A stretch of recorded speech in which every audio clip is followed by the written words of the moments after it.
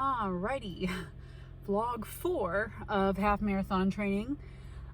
Today I'm wearing a brand new pair of shoes that I got that I've been putting off getting for ages, but I had these gift cards for like $115 sitting around to the running store for a while. And I finally decided to go ahead and get the shoes that I've been wanting to get for a long while, which are the Hoka One One Carbon X2s. We're gonna see how they perform tonight. I was really torn between these and the Saucony Endorphin Speed Pro, the first version, because it's significantly cheaper. And honestly, there's very little difference between the Saucony Endorphin Speed Pro 1 and 2. The only real difference is like the eyelet change and a little chain and a little bit of the upper, but the durability is significantly less on that shoe. Plus the only color I could find was white, and I don't like doing white shoes, so they just get messed up too easily. So I got the Carbon X's. I'm gonna try them out tonight for my run. If they give me problems or I end up hating them for whatever reason, I doubt that, I can still exchange them. But I'm really hoping they work out for me, because these would probably be my race day shoe for the Memorial Marathon. So, or the half marathon that I'm doing. I'm not doing the full marathon. Yikes. I'm already bulking, looking at next week's mileage on my program. When I signed up for this program, okay, they said that every 4 weeks we were gonna have like a recovery week, okay? Their idea of a recovery week is that it only increases by 1 mile that week. I don't call that a recovery week. So, but I just got the next 4 weeks and I'm just like, why is it still going up in mileage when it's supposed to be a recovery week? But I guess that really tells me that I need to be running a lot more of my runs at a much easier pace if I don't want to have injuries, because I was kind of counting on having a week where they like dropped the mileage for recovering, and that is not how it is. So anyway, I just got the Hoka Carbon X's. They feel pretty roomy on my foot, even though I went a half size down from my normal size. They tend to run long, I've noticed. I kind of wish I could have gone down to like an 8.5 really, and done a wide, like in an 8.5. But I'm looking forward to running in these tonight and seeing how they do. I see that the durability score is pretty high on these in comparison to a lot of other carbon fiber plated racing shoes. They're a bit heavier as well, but I'm so used to Hokas and them just being clunky. Like my alternative shoes I brought so that in case these Hokas don't work out for me during tonight's run, I'm supposed to be doing 4 miles. I'm not bothering to go particularly easy. I'm just going to go with whatever's comfortable tonight and see how that goes. But my alternative shoes I brought were my Hoka Stinson ATRs. I'm not running a trail. I'm doing some city running, but these shoes are so cool. This is my second pair, by the way. That's how much I really like the Hoka Stinson ATRs. They are a little bit of a tank. They are not very much on the light side, although they don't feel like terribly heavy on the foot, but they are not light. But they're really cool because they can work on road and trail. I have run this snake run in Tulsa in these shoes. Not this particular one, my previous one, my blue pair that I had. They made it to about 350, 375 miles before I retired them. I technically could have gotten more mileage out of them, but this entire part of the lugs was worn down completely flat. Because I'm a 4-foot runner primarily. I'm working on going to more of a midfoot just because I figure that might help with my shin splints and my calf problems I tend to get. And they had just started to get just a little bit of a hole starting to wear through the mesh upper, through the first layer of mesh upper. The second layer was still holding strong. I technically probably could have gotten more miles out of them, but I figured if the tread is compromised, I'd rather not slip and hurt myself. But those performed great for city running I did on concrete, as well as running that I did on a super windy trail in Tulsa in the rain, on single track trails with water this deep, because we got totally rained out. After the first 5.5 miles of running in that, I kind of realized I was just going to walk it out till the end of the race because I wasn't making it running. I had a blister this big on the arch of my one foot, and it was just not having it. Still, super fun race. That was the race, by the way, that I mentioned in a previous vlog that I got hypothermia from, because it was in March, and it was, I think, like 38, 40 degrees, and it was raining, and I was fine while I was running. I was totally fine while I was running. It was the moment I stopped running that I started having the weird symptoms that hypothermia gives you. Like, for example, getting the sudden urge that you need to take all your layers of clothes off. I had that one. That was weird. My hands were frozen up to here, and I literally could not pick up my phone. Like, I tried, but I couldn't get enough strength in my fingers to pick it up or untie my own shoelaces, or even like I was like trying to unzip my sweater and I like couldn't grip the zipper. It was fun. I had a great time. It was great. And then they put me, once they realized how much I was struggling, they put me next to the deep fryer where they were making fresh deep fried tater tots, and warmed me up that way. It was fun. I had a great time. I'm definitely doing that race again this year, and I'll travel to Tulsa and do that. These, by the way, my favorite pre-run snack. Love these guys. And during run snack. But I'm gonna have some of these. I'm running starting in about 20 minutes. I want to go socialize. I'm gonna try out these shoes, and I will get back to you at the end of the run. All right, my run is done.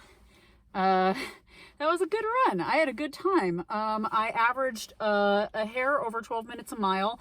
I actually was doing better than that until the last little bit, but I accidentally did over 4 miles. And in that last bit, I pretty much walked it out, which lessened that average mileage or minutes per mile. But these are the shoes I ran in. These are the Hoka Carbon X2s. And I absolutely hated them for the first mile.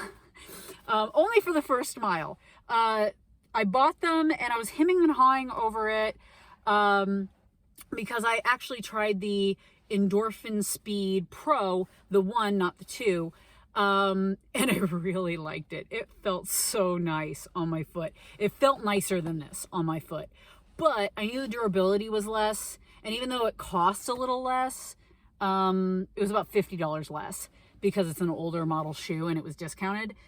Even though it costs a little less, I just decided based on durability and seeing as they had a white upper, and I don't tend to like doing white shoes because they get dirty so easily and then they look like garbage. I went with the Carbon X. I'm glad I did, because after the first mile, the upper just felt really not nice on the top of my foot. And I was like regretting my decision. I almost turned around at a quarter mile and like went back and exchanged them.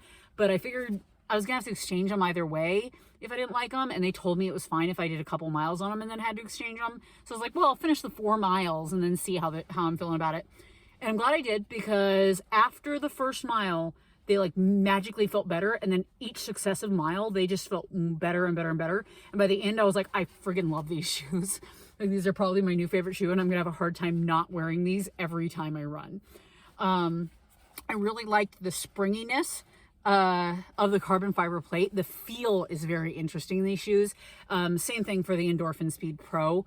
It just feels very interesting underfoot, and I will probably end up, the next pair of shoes I buy will probably be the Endorphin Speed Pro. But yeah, they felt really stiff that first mile, and then after the first mile, it's like they got softer and softer throughout the run, so they felt good. I was, miracle of miracles, did not have my toe box issue that I usually have with new shoes. I almost always get this issue with new shoes. I've mentioned this in one of my previous, I'm like freezing here. I'm going to turn on my heat. So I apologize if the air is blowing on the speaker, but I tend to get this toe box issue where it feels like my toe box is being crushed and then like forced down with each footstep, even if there's plenty of toe box room. These did not have a ton of toe box room. They actually felt kind of tight here when I started, and that's why I was a little worried, though I still had plenty of toe room up here. They tended to run long and a hair narrow in my opinion, but I I didn't have that problem at all in these shoes, and I usually do, like every time on new shoes. So I was very pleasantly surprised by that. I felt really, really good on this run. The further I got in, and these were great. As far as I'm aware, like most Hokas, these are a 6mm drop. Pretty sure that's 6 mil. That's usually what Hokas are. I could be wrong. It doesn't look like they have much in the way of like tread here, but I was surprised. There was a number of times when, I'm gonna go ahead and put this back on because I don't need to keep showing it to you. There was a number of times where I hit a slightly damp section of concrete from sprinklers going off, where there was also like sand and stuff, like mud that had washed up onto the concrete. Oh, I think I just like pulled a muscle in my shoulder. I don't know how I did that so clumsily. And I was really expecting some sort of slide or something, and it just held fast. The stability was really nice too. This particular course that I do, it's concrete or asphalt, and there's a number of places where, because there's trees along the trail, the roots have grown up underneath the asphalt, and it made these awful bumps where if you hit them wrong and you're not wearing a shoe that can maybe handle it, you risk rolling an ankle. Because I've had a number of times where I've almost done that, or I've hit it a little bit wrong and gotten a little wobbly and almost fallen over. And I hit some of those today, completely forgetting where they are because I haven't been to this course in like 2 months. And these shoes handle it like a champ. I didn't wobble or nothing. I was very impressed. It also handled me having to make some tight corners and stuff really well. I was not worried about stability in the least in these shoes. I really, really enjoyed that. I'm gonna have a very hard time not making these like the shoes I wear every time I do city running, because I don't want to rack up the miles on them too quick, because I want to use these for race day, for the Run to Remember, the half marathon in April. So I'm gonna have to force myself to use my other shoes instead of these ones. I'll tell you that right now. I'm surprised how much I loved them by the end of the run, considering how much I did not love them at the beginning of the run. But I'm very happy with that. I'm gonna get going because I'm freezing and I'm losing circulation in my fingers. And I gotta get home. It's getting late. I'm yakking to you too long. So, all right, that's it. Bye. Side note, I just realized on my drive home that I completely forgot to mention what ended up happening after my last run, where I wasn't sure if my legs were going to be okay after the run, because my shin splints were coming back and my calves were feeling terrible and my tendons were feeling not good. And I went super, super slow on my last run. That was the 4-mile one on Tuesday. And miracle of miracles, it was like almost 100% better the next day. So I will say that now I know that whenever that happens, I have to do at least one, maybe even 2 or more sessions until it feels better. Really, really slow, like literally 2 minutes, 2.5 minutes slower than my normal easy pace. And my legs seem to be okay with that. So that's cool. I also went ahead and decided, and these didn't arrive till after the visit basically resolved, so these did not fix the issue.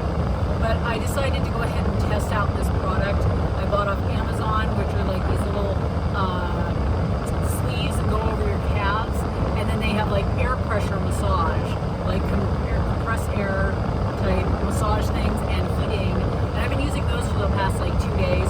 They